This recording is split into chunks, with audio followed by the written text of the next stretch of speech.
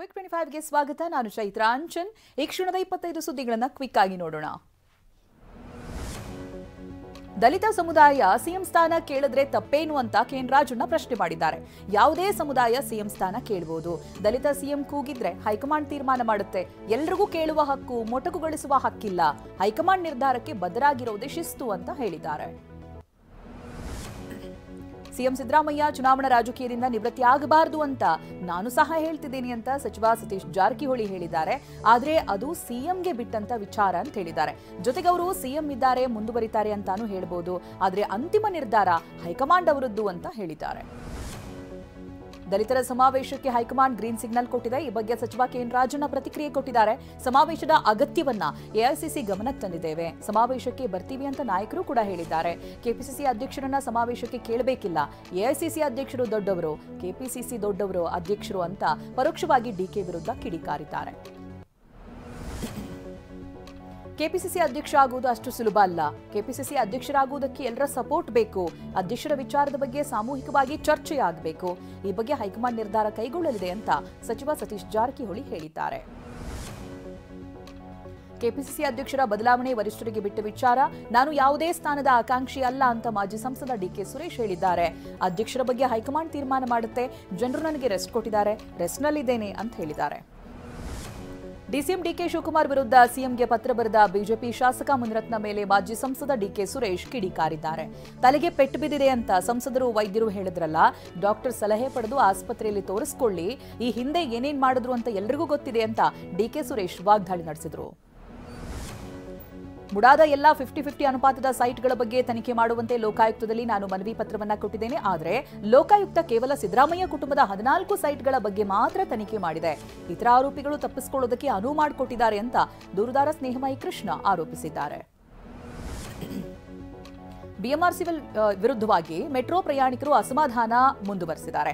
ದುಬಾರಿ ಟಿಕೆಟ್ ದರ ಕಡಿಮೆ ಆಗಿಲ್ಲ ಅಂತ ಪ್ರಯಾಣಿಕರು ಆಕ್ರೋಶವನ್ನು ವ್ಯಕ್ತಪಡಿಸಿದ್ದಾರೆ. ಮಧ್ಯಮ ವರ್ಗದ ಜನರಿಗೆ ಇದು ಭಾರೀ ಅನ್ಯಾಯ ಅಂತ ಬೇಸರ ವ್ಯಕ್ತಪಡಿಸಿದ್ದು, ಸಮಯ ಉಳಿಸೋದಕ್ಕೆ ವಿಧಿ ಇಲ್ಲದೆ ಪ್ರಯಾಣಿಸಬೇಕಿದೆ ಅಂತ ಬೇಸರ ಹೊರಹಾಕಿದ್ದಾರೆ. ಮೆಟ್ರೋ ಪ್ರಯಾಣ ದರ ಏರಿಕೆ ಮಾಡಿ ಬೆಂಗಳೂರಿಗೆ ಕೆಟ್ಟ ಹೆಸರು ತರುವ ಹುನ್ನಾರ ನಡೆದಿದೆ ಅಂತ ಮಾಜಿ ಸಂಸದ ಡಿಕೆ ಸುರೇಶ್ ವಾಗ್ದಾಳಿ ನಡೆಸಿದ್ರು. ಮೆಟ್ರೋ ಸ್ಟೇಷನ್ ಮುಂದೆ ಡ್ರಾಮಾ ಮಾಡುವುದನ್ನ ಬಿಡಿ ಅಂತ ಬಿಜೆಪಿ ವಿರುದ್ಧ ಕಿಡಿಕಾರಿದ್ದಾರೆ.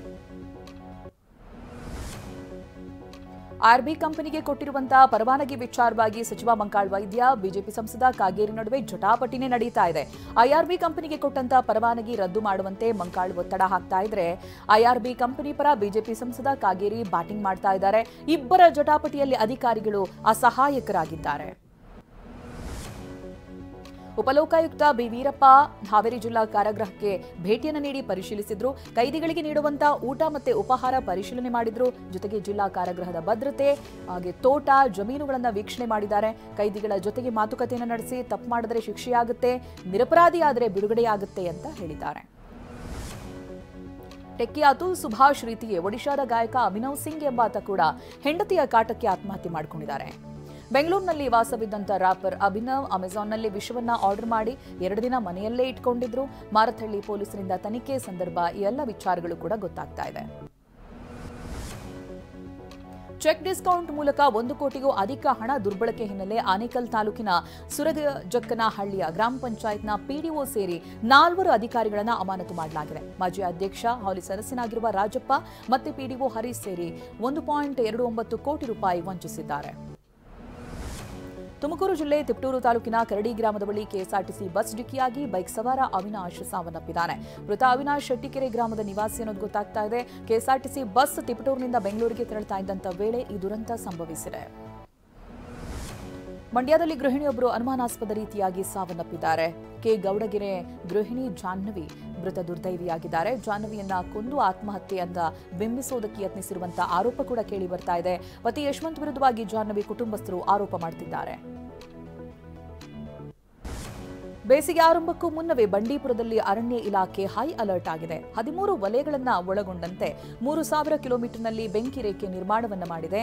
445 ಫಾರೆಸ್ಟ್ ಫೈರ್ ವಾಚರ್ಸ್ಗಳಿಂದ ಫೈರ್ ಲೈನ್ ನಿರ್ಮಾಣ ಕಾರ್ಯ ನಡೆದಿದೆ. 13 ವಲಯಕ್ಕೆ ಫೈರ್ ಮೀಟರ್ಸ್, ನೀರಿನ ಟ್ಯಾಂಕರ್, ಅಗ್ನಿ ನಂದಿಸುವಂತಹ ಉಪಕರಣಗಳಿಂದ ಕಾರ್ಯಾಚರಣೆ ನಡೆದಿದೆ. ನಾಳೆಯಿಂದ ಸಿಬಿಎಸ್ಇ 10 ಹಾಗೆ 12ನೇ ತರಗತಿ ಪರೀಕ್ಷೆಗಳು ಆರಂಭವಾಗುತ್ತೆ.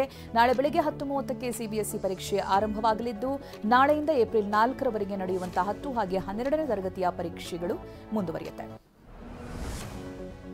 ರೇಣುಕಾಸ್ವಾಮಿ ಕೊಲೆ ಆರೋಪಿ Pavithra Gowda red carpet studio relaunch ಮಾಡಿದ್ದಾರೆ. ರಾಹುಕಾಲದಲ್ಲಿ ಪವಿತ್ರ ಗೌಡ ದುರ್ಗಾ ಪೂಜೆಯನ್ನು ಮಾಡಿಸಿದ್ದಾರೆ. 2 ವರ್ಷಗಳ ಹಿಂದೆ ಸ್ಟುಡಿಯೋ ಲಾಂಚ್ಗೆ ರಕ್ಷಿತಾ ಪ್ರೇಮ್, ಮೇಘಾ ಶೆಟ್ಟಿ, ನಿಶ್ವಿಕಾ ನಾಯ್ಡು, ಅಮೂಲ್ಯ ಬಂದು ಶುಭ ಹಾರೈಸಿದ್ರು. ಆದ್ರೀಗ ಯಾರೂ ಕೂಡ ಕಾಣಿಸಲಿಲ್ಲ. ನಟ ಡಾಲಿ ಧನಂಜಯ್ ವಿವಾಹವಾಗುವುದಕ್ಕೆ ರೆಡಿಯಾಗಿದ್ದಾರೆ. ವೈದ್ಯೆ ಧನ್ಯತಾ ಜೊತೆ ಹಸಿಮಣೆ ಏರ್ತಾ ಇದ್ದಾರೆ. ಸದ್ಯ ಮದುವೆ ಸಂಭ್ರಮದಲ್ಲಿರುವ ಡಾಲಿ ಧನಂಜಯ್ ತನ್ನೂರಿನ ಶಾಲಾ ಮಕ್ಕಳ ಜೊತೆ ಕೂತು ಊಟ ಮಾಡಿದ್ದಾರೆ.